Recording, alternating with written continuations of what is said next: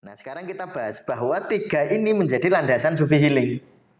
Jika Sufi Healing bertentangan dengan tiga landasan ini, tekniknya kok bertentangan dengan gini. Islam di dalam konteks ini ya, bukan Islam sebagai agama, bukan konteks hubungan Islam, iman, ihsan di dalam konteks hadis tadi. Islam itu adalah gerak ragawi. Nah, iman itu gerak batin, batiniah. Kalau itu lahiriah, Islam itu lahiriah, iman itu batiniah. Lalu ihsan adalah ruhaniyah. Jadi beda. Islam itu ragawi, iman itu psikologis, ihsan itu ruhaniyah. Ya. Jadi begini kami ya, ini biar nggak bingung nanti. Jadi kalau saya ditanya ya kan sering ditanya kalau di jurusan tasawuf dan psikoterapi ya, kan sering saya ditanya, terapi tasawuf itu ngobatinya pakai apa? Lah ngobatinya ya pakai banyak banget. Artinya modalitas terapi di dalam terapi tasawuf itu kita bisa menjelaskan ya Kak ya, kenapa sholat bisa mengobati, kenapa puasa bisa mengobati, mengapa zakat bisa mengobati, mengapa iman kepada landasan dari terapi tasawuf atau terapi Sufi Healing adalah iman, Islam, ihsan. Nanti secara metodenya akan lebih jelas pada syariat.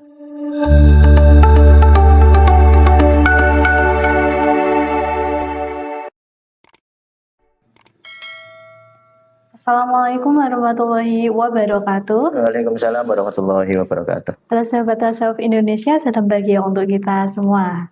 Untuk hari ini kita akan melanjutkan pembahasan kerangka konsep Sufi Healing. Namun sebelum kita melanjutkan pembahasannya, ini ada info dari admin Tasawuf Indonesia.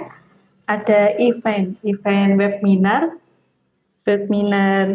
Panduan Zikir La Ilaha Illallah yang akan diadakan pada Ahad 8 Februari 2026 pukul 20.00 waktu Indonesia Barat. Untuk webinarnya itu melalui via Zoom meeting. Untuk info lebih lanjutnya nanti kita akan sampaikan di akhir sesi. Ya.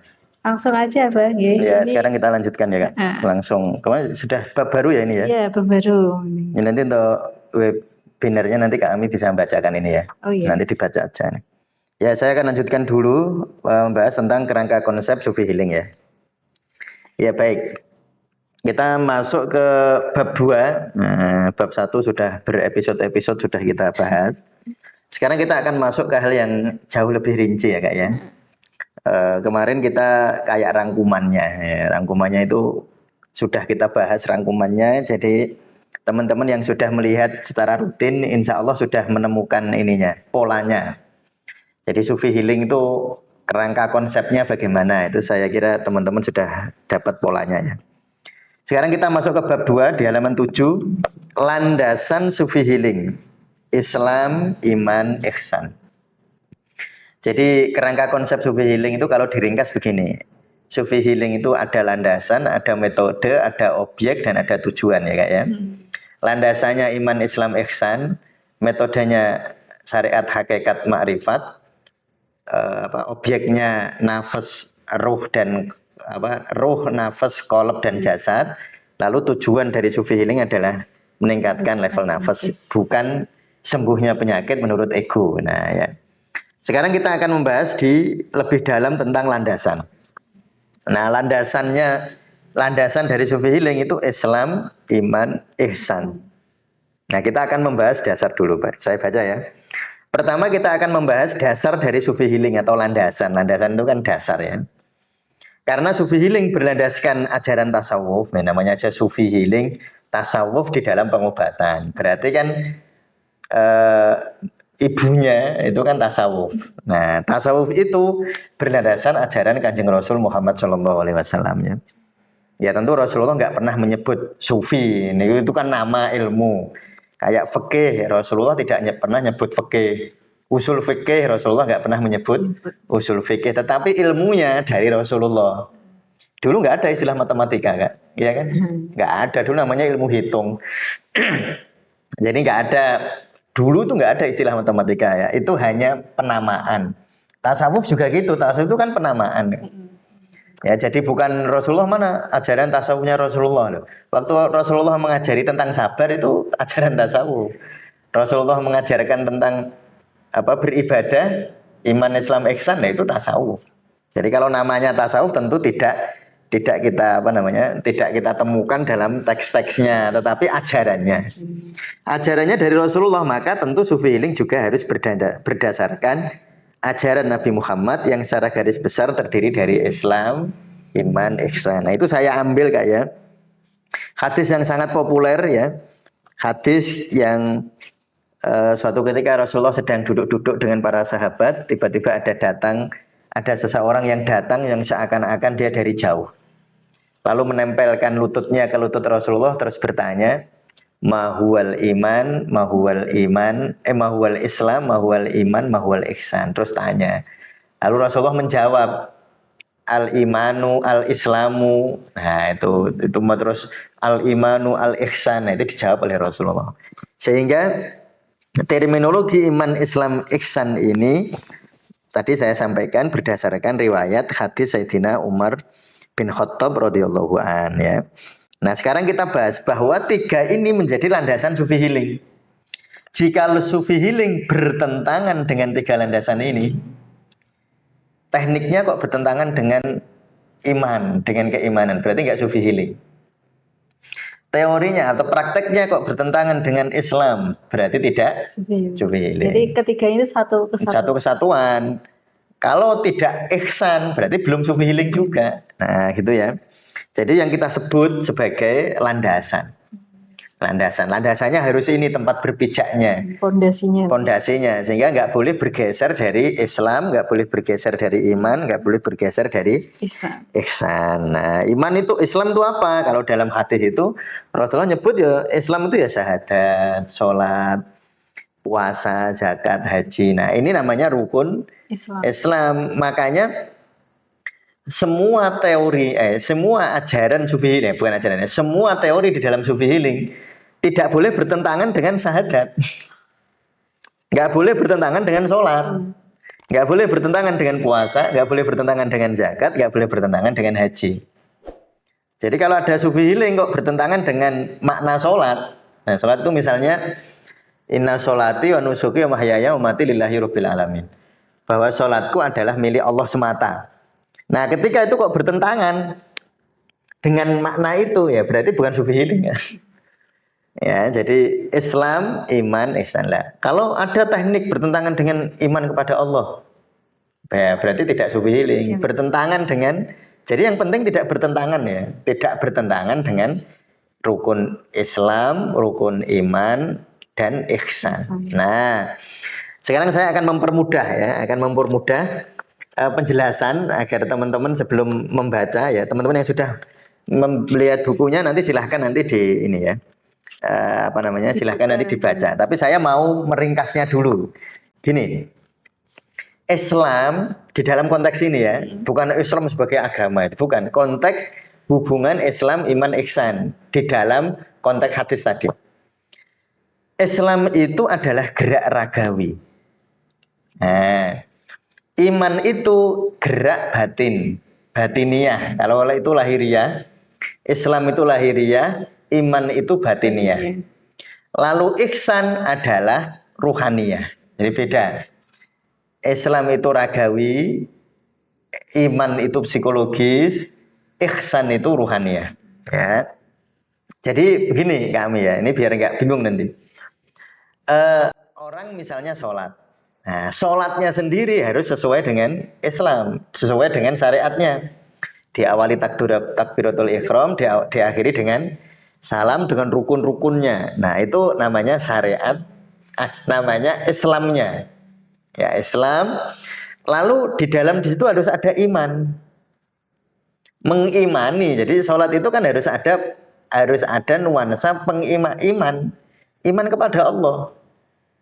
Lalu ihsan, ya ihsan adalah kalau saya menyebut ruhani, ya jadi kalau Islam itu jasmaninya ibadah, psikologisnya juga ibadah melalui iman, lalu ihsannya adalah kesadaran. Jadi ihsan itu kan gini, anta buddha ka'annaka taroh. Ketika kita beribadah seakan-akan melihat Allah kan. Namanya ihsan. Fa illam taro fa innahu yaro. Sehingga kamu, kalau kamu tidak bisa melihat Allah, kamu harus yakin dilihat Allah. Itu namanya ihsan. Jadi orang sholat, ketika orang sholat, geraknya, syariatnya itu Islamnya. Lalu penghayatannya, misalnya mengucap Bismillahirrahmanirrahim, itu ucapannya ya. Apa namanya? Ucapannya Bismillahirrahmanirrahim. Lalu maknanya apa? Itu imannya. Kalau terus perasaan waktu sholat itu kita berdialog dengan Allah, seakan-akan kita melihat Allah atau kita yakin kita dilihat Allah, namanya ihsan. Nah itu iman, Islam, ihsan. Nah sekarang kita baca ya. Ini adalah hadis yang sangat populer, hadis tadi ya, mahwal iman, mahwal Islam, yang mahwal ihsan, sangat populer. Yang menjelaskan tentang Islam, iman, ihsan. Di hadis ini dijelaskan tentang elemen-elemen Islam, elemen-elemen iman. Elemen Islam adalah syahadat, sholat, zakat, puasa, haji. Sedangkan elemen iman adalah Allah, iman kepada Allah, malaikat, nabi, kitab, hari akhir, dan takdir. Karena akar dari Sufi Healing adalah ajaran Rasulullah, maka penulis ya saya berkeyakinan bahwa elemen-elemennya ini tentu saja memiliki peran dalam Sufi Healing. Elemen-elemen Islam ini haruslah menjadi metode dan teknik Sufi Healing. Metode adalah modalitas terapi, sedangkan teknik adalah metode yang telah diperinci. Nah, ini nanti kalau yang ikut program 200 jam Sufi Healing, nanti belajarnya sampai di prosedur-prosedur ya. Nah, kalau membaca ini kita hanya belajar sebagai bukan tidak masuk ke prosedur, tapi terbatas pada metode, tapi belum ada prosedurnya ya. Jadi kalau prosedur itu digunakan dalam proses terapi ya. Misalnya terapi zikir, nah ada prosedurnya. Terapi sholat, ada prosedurnya. Terapi puasa, ada prosedurnya. Metode yang telah dijabarkan dalam teknik dan Sufi Healing itulah yang saya sering menyebut torekoh ya. Torekoh itu metode, itu torekoh kak ya. Nah, Sufi Healing harus menggunakan sholat sebagai metode dan teknik terapi. Nah, jadi seorang terapis tasawuf atau seorang praktisi tasawuf bisa menggunakan atau mengambil manfaat dari sholat di dalam proses terapi. Nanti entah di dalam sholatnya sendiri, penghayatan sholatnya, atau teknik-teknik yang bersumber dari makna sholat. Nah, teknik-teknik yang bersumber dari makna sholat. Misalnya teknik-teknik yang bersumber dari bacaan sholat. Misalnya teknik yang bersumber dari doa iftitah. Kabiro walhamdulillahi katsiro. Kita hayati bukan waktu sholat lagi. Kita hayati waktu kita sedang merenung, kita hayati inna sholati wa nusuki wa mahyaya wa mati lillahi rabbil alamin. Artinya itu menggunakan komponen sholat sebagai modalitas terapi. Kan tidak bertentangan dengan sholat, bahkan akan membuat sholat kita lebih bermakna. Jadi kalau saya ditanya kan sering ditanya kalau di jurusan tasawuf dan psikoterapi ya, kan sering saya ditanya, terapi tasawuf itu ngobatinya pakai apa? Lah ngobatinya ya pakai banyak banget. Artinya modalitas terapi di dalam terapi tasawuf itu syahadat, la ilaha illallah Muhammadur Rasulullah, ya modalitas terapi. Sholat, modalitas terapi. Nanti sholat ada macam-macam lagi kan? Coba ya kita hitung sholat. Sholat dari kita bangun tidur, misalnya tahajud lah. Tahajud, sholat qobliyah subuh atau sholat fajar, terus sholat subuh, terus sholat suruk, ada yang menggabungkan dengan duha. Lalu ada qobliyah duhur, ada sholat duhur, ada ba'diyah duhur, ada qobliyah asar, ada sholat asar, ada qobliyah maghrib, ada maghrib, ba'diyah maghrib, qobliyah isya, ba'diyah. Itu belum sholat-sholat yang lain. Sholat hajat, sholat duha, sholat witir, sholat apalagi istisqa, ada sholat gerhana ya, ada sholat gerhana. Jadi banyak sekali dan itu bisa digunakan untuk sholat, untuk modalitas terapi. Jadi semua ajaran Islam bisa. Iya, rukun Islam juga. Ya rukun Islam atau ajaran Islam itu bisa menjadi modalitas terapi. Lah tugas terapis tasawuf atau praktisi tasawuf adalah membimbing atau mendampingi klien untuk mempraktekkan ibadah, Sehingga nanti ibadah itu punya jejak kebaikan pada persoalan hidupnya. Nah, itu fungsinya kan di situ sebenarnya ya. Praktisi itu mendampingi gitu kan. Nah, sehingga kalau kita ditanya apa terapi tasawuf ada atau praktek tasawuf itu menggunakan apa? Ya menggunakan banyak sekali. Wong sholat aja bisa sebanyak itu. Ya, sholat itu. Misal contohnya, ini kalau kita hubungkan dengan ilmu kedokteran timur ya. Orang sholat subuh itu kan dilakukan kurang lebih jam 4 sampai jam 5 atau setengah 6 ya. Di waktu-waktu kan geser. Itu pas di jamnya paru. Sehingga kalau orang sholat subuh dengan penuh penghayatan, maka energi kebaikan dari sholat subuh diserap paru. Itu kalau kita hubungan dengan ilmu kedokteran. Ya tentu saya ingin mempertegas bahwa tidak terus kalau sholat niatnya diniati sembuh itu enggak. Tetapi di dalam sholat ada hikmah penyembuhan. Ada hikmahnya. Hikmah. Mau diminta atau enggak minta, kalau sholatnya betul-betul dihayati, hikmahnya ada. Nanti misalnya kita bisa menjelaskan ya Kak ya, kenapa sholat bisa mengobati, kenapa puasa bisa mengobati, mengapa zakat bisa mengobati, mengapa iman kepada Allah bisa mengobati, mengapa iman kepada malaikat bisa mengobati, mengapa iman kepada kita bisa mengobati. Nanti di dalam kita belajar ilmu kerangka konsep, bukan kerangka konsep Sufi Healing ya, kalau kita ingin belajar sangat dalam, kita bisa menjelaskan melalui banyak jalur. Misalnya bisa dijelaskan tentang ilmu organ tadi, ya. Bisa dijelaskan juga melalui ilmu psikoneuroimunologi. Mengapa sholat punya potensi mengobati kanker? Mengapa puasa punya potensi mengobati gula? Bukan hanya sekedar menganalisis gizi yang keluar masuk, tidak. Tetapi dari sisi psikoneuroimunologi bisa kita bahas. Orang sholat, hatinya tenang, sarafnya tenang, sistem imunnya naik. Nah, sehingga sholat punya potensi meningkatkan sistem imun. Dan sepertinya juga udah mulai banyak diteliti. Nah, banyak. Kalau teman-teman yang rajin baca jurnal, rajin baca artikel, banyak sekali penelitian-penelitian semacam itu ya, tentang psikoneuroimunologi dari ibadah. Nah, kalau di tasawuf Indonesia sudah saya buat rumusan. Nah, di tasawuf Indonesia sudah kita buat alur konsep, alur pikir tentang religio, psikoneuroimunologi. Itu dulu yang neliti skripsi itu siapa? Kak Ami apa Kak Juwita ya? Tentang religio, psikoneuroimunologi. Bagaimana analisis kedokteran barat ya? Kan bisa dianalisis lewat kedokteran timur. Bisa dianalisis lewat ilmu lain juga. Nah, bisa dianalisis lewat ilmu religio, psikoneuroimunologi. Sholat, gerak sholatnya itu akan berefek begini. Pemaknaan sholat akan bermanfaat begini. Penghayatan makna sholat akan bermanfaat. Nanti kita jelaskan Kak melalui religio, psikoneuroimunologi. Nah, ketika itu dijelaskan, orang akan berkata, oh logis ya. Jadi orang jadi kenal logikanya gitu. Dan ketika biasanya ya Kak ya, ketika seseorang sudah bisa memahami logikanya, sugestinya lebih kuat, efektivitas terapi lebih meningkat. Makanya saya berharap kepada teman-teman praktisi tasawuf, terapi tasawuf itu harus punya kemampuan menjelaskan seperti itu. Karena kalau orang ditanya, loh Mbak kok saya dadak zikir, memang zikir itu bisa mengobati.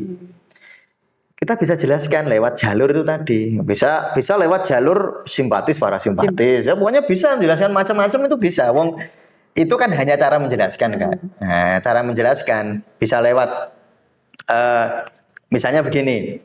Ini contoh matematika ya. 3 tambah 6 sama dengan 9. Itu bisa dijelaskan dengan banyak jalur.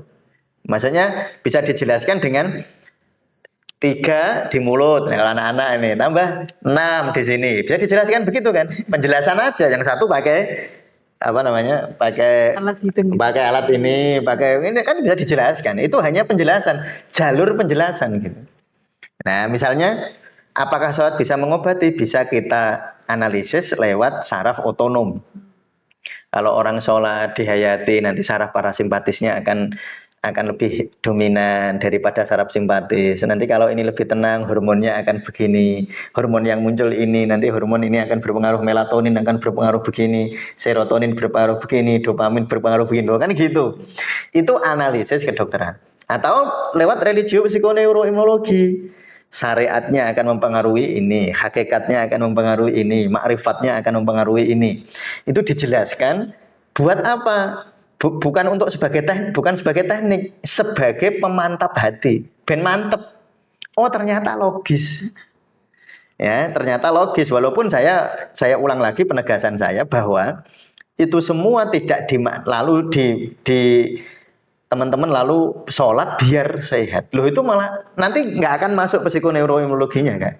Karena ketika orang sholat agar sehat, berarti sholatnya nggak ikhlas. Kalau nggak ikhlas, efek religio psikoneuroimunologinya macet. Loh, kan malah aneh. Makanya perlu tahu, tapi jangan jadi niat. Ya, jangan jadi. Ya, perlu tahu ya. Logikanya itu loh, biar kita mantep gitu. Iya, ternyata Allah itu nyuruh kita ibadah bukan demi Allah, tapi bukan untuk Allah, tapi untuk diri sendiri. Kita ini disuruh Allah puasa, ternyata bukan untuk Allah, tapi untuk diri kita sendiri. Kita ini disuruh zakat, ternyata bukan untuk Allah, tapi untuk diri. Sebenarnya manfaatnya itu kembali kepada diri kita sendiri. Sehingga kalau ibadah itu terus ikhlas. Ya, misalnya gini, ada anak-anak. Anak-anak itu tahunya waktu kecil belajar itu buat orang tuanya kan. Iya. Nah, kalau banyak anak yang ngancem gini, kalau bunda nggak gini-gini sama saya, aku nggak mau belajar. Itu seakan-akan kan belajar buat dia. Iya toh, seakan-akan. Padahal itu belajar untuk diri sendiri. Nah, ketika seorang anak mulai menyadari bahwa belajar untuk diri sendiri, dia belajar akan lebih sungguh-sungguh. Iya kan? Nah, itu akan lebih sungguh itu untuk diri sendiri kok sebenarnya. Sehingga puasa tadi Islam ya, Islam iman apa? Puasa, syahadat, sholat, puasa, haji, zakat itu sebenarnya adalah ibadah yang punya potensi untuk mengobati dan logis. Sehingga nanti ketika kita membaca gini, as-sodaqatu tadfa'ul bala misalnya. Kan ada doa kayak gitu. Sodaqah itu bisa mencegah bala, termasuk bisa mencegah penyakit. Logikanya bagaimana? Itu pertanyaan yang kadang-kadang mungkin kebanyakan orang nggak tahu kan logikanya. Dan itu bisa dibahas gitu. Nah, sehingga tadi saya sampaikan modalitas terapi itu banyak sekali. Rukun Islam aja sudah 5 itu. Ya, sudah ada teknik syahadat sebagai terapi. Ada teknik sholat. Ada teknik puasa. Nah, puasa ini populer sudah ya. Puasa ini karena analisisnya kan analisis yang sudah banyak dibahas ya. Lalu nek zakat ini rada angel ya. Menganalisis kenapa orang zakat, orang sedekah, orang infak itu kok bisa mengobati. Tapi bisa dianalisis. Lalu haji. Lalu nanti ada turunan-turunan ibadah, sunah-sunah yang lain. Kalau rukun ini kan wajib. Ada sunah-sunah dari sholat sunah, nanti dari zikir, baca Quran, baca berjanji.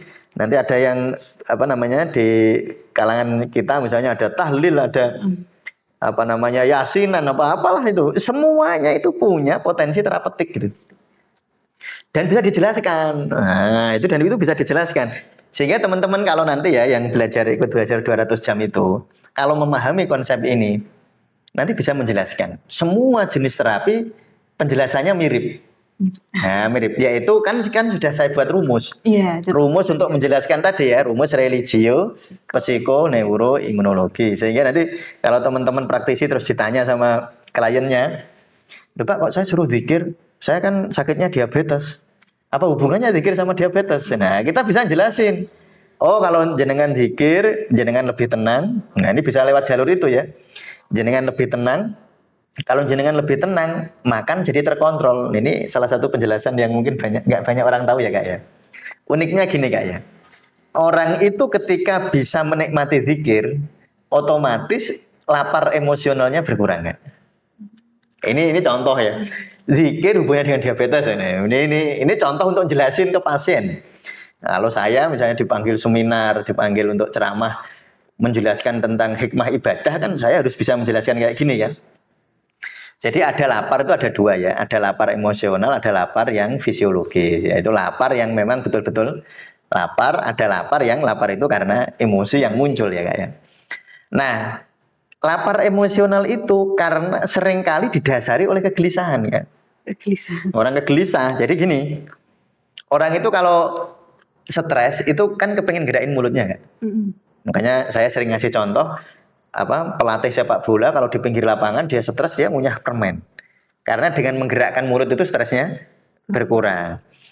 Nah, salah satu cara menggerakkan mulut itu makanan. Makanya orang kalau banyak stresnya dia cenderung ingin menggerakkan mulut, dan kalau lihat makanan pengennya ya makan. Nanti ketika dia zikir, hatinya jadi tentram, hatinya jadi tenang gitu. Tiba-tiba lapar emosionalnya berkurang. Nah, kalau lapar emosionalnya berkurang, asupan makan jadi berkurang. Kalau asupan, biasanya lapar emosional itu Kak, yang dicari itu gula, yang dicari itu karbohidrat ya. Orang lapar emosional itu, makanya yang paling kuat gulanya misalnya coklat. Nah, coklat kan maka disebut menenangkan kan. Nah, tapi nanti keinginan itu jadi berkurang. Nah, sehingga ketika itu berkurang, otomatis secara logika akan berhubungan dengan kadar gula darah. Itu salah satu penjelasannya. Belum lagi nanti dijelaskan misalnya orang membaca Quran nafasnya akan melambat. Kalau nafas melambat akan saraf parasimpatis akan naik, nanti hormon-hormon stres akan turun, nah, dan seterusnya. Nah, sehingga kalau Kak, praktisi itu tahu ya tentang konsep semacam ini, itu mau buat penelitian gampang. Membuat penelitian yang susah kan tekniknya, teknik penelitian. Tapi konsep penelitiannya sudah jelas sebenarnya, bisa dijelaskan. Mengapa tahajud bisa mengobati, dan itu banyak. Ya sudah banyak diteliti. Penyembuhan dengan sholat tahajud, penyembuhan dengan sedekah, itu saya nggak tahu sudah ada penelitiannya apa belum Kak. Udah, tapi nggak terlalu banyak. Nggak terlalu banyak, tetapi penelitiannya biasanya begini ya, penelitiannya. Orang-orang yang bersedekah dilihat level kesehatannya, yang senang bersedekah sama tidak. Itu mungkin ya, caranya begitu. Tentu jangan sampai terus dibalik. Berarti orang yang sakit nggak senang sedekah itu jangan loh ya. Itu jangan kebalik-balik begitu logikanya. Logika falsi. Nanti kita jadi banyak salah logika atau logikal falasi itu nanti. Ya, karena penyebab sakit bukan hanya soal, tidak hanya satu penyebab sakit itu bisa enggak, ya bukan hanya sekedar banyak yang enggak kita ketahui kan. Kita enggak tahu sebenarnya, cuma secara statistik. Nah, makanya bicaranya statistik, penelitian kan statistik kan Kak. Statistik. Misalnya ada orang 9 orang senang bersedekah diteliti, misalnya contoh aja ini, 8 orang sehat, yang 2 enggak. Nah, berarti secara statistik sedekah membuat orang cenderung sehat, karena yang 8 sehat, yang 2 tidak. Nah, yang 2 ini kan tetap sedekah Kak. Cuma ada hal yang kita nggak tahu, mengapa dia nggak ikut yang 8 ini. Nah, sehingga ketika nanti di luar, setelah kita baca penelitian seperti itu, di luar kan orang bisa jadi yang termasuk yang 2 ini, walaupun bersedekah dia tidak sehat, karena ada penyebab lain yang kita nggak tahu gitu loh. Itu cara baca statistik itu gitu. Sehingga jangan terus dibalik, kalau kamu nggak sehat, kamu nggak sedekah ya? Loh, itu namanya ya keliru. Iya, kesalahan berpikir. Nanti salah berpikir itu gitu. Nanti jangan kebalik-balik seperti itu. Bahwa benar bahwa dengan bersedekah kecenderungannya sehat. Nah, karena itu hanya kecenderungan, tidak boleh dipastikan. Terus jangan dibalik, berarti sing ora sehat, berarti nggak sedekah. Itu keliru. Ya repot kalau kayak gitu. Berarti tidak biasa membaca jurnal, tidak biasa membaca statistik itu. Nah, gitu ya. Jadi jangan sampai kebalik-balik seperti itu. Nah, jadi kalau saya ditanya tadi ya Kak ya, ditanya orang terapi tasawuf itu model terapinya apa? Ya terapinya ya sholat, terapinya ya zakat, wah terapinya ya zikir. Nah, yang paling banyak dikembangkan di tasawuf Indonesia kan zikir. Ya. Jadi kita misalnya kayak zikir nafas, kayak zikir la ilaha illallah, kayak nanti kita zikir spiritual, bius spiritual ya. Itu sebenarnya konsep-konsep yang kita kembangkan di tasawuf Indonesia untuk membantu klien bagaimana menghadapi masalah. Ya, terutama kalau di dalam Sufi Healing kan pengobatan, konsepnya di pengobatan. Jadi gitu ya Kak Mi ya. Jadi landasan dari terapi tasawuf atau terapi Sufi Healing adalah iman, Islam, ihsan. Nanti secara metodenya akan lebih jelas pada syariat, hakikat, ma'rifatnya. Saya kira demikian kami untuk kali ini. Oke, terima kasih ya Pak untuk pembahasan kali ini. Kita akan melanjutkannya di episode selanjutnya di minggu depan. Seperti yang telah disampaikan di awal, saya akan menyampaikan informasi lebih lanjut terkait webinar, event webinar panduan praktis zikir la ilaha illallah. Oke, untuk pendaftaran tanggal 16 sampai 31 Januari 2026, untuk teman-teman yang hanya mendaftar webinarnya saja membayar senilai Rp35.000. Namun apabila teman-teman ingin mendapatkan paket lengkapnya yang berisi webinar, buku, serta 20 audio, membayar senilai Rp175.000. Setelah itu, memasuki tanggal Februari, 1 Februari sampai 7 Februari 2026 untuk mengikuti webinarnya saja membayar senilai Rp50.000. Untuk mendapatkan paket lengkapnya itu membayar Rp200.000. Untuk teman-teman yang mengikuti webinarnya semuanya akan mendapatkan e-sertifikat. Oke. Jadi mungkin untuk teman-teman yang berkenan mengikuti dan ingin mengikuti webinar ini, segera daftarkan di admin Tasawuf Indonesia, atau mungkin bisa berkomentar di kolom komentar di sesi ini, nanti akan diarahkan untuk menghubungi admin Tasawuf Indonesia. Terima kasih telah menonton hingga akhir. Kita akhiri sesi ini. Wassalamualaikum warahmatullahi wabarakatuh. Waalaikumsalam warahmatullahi wabarakatuh.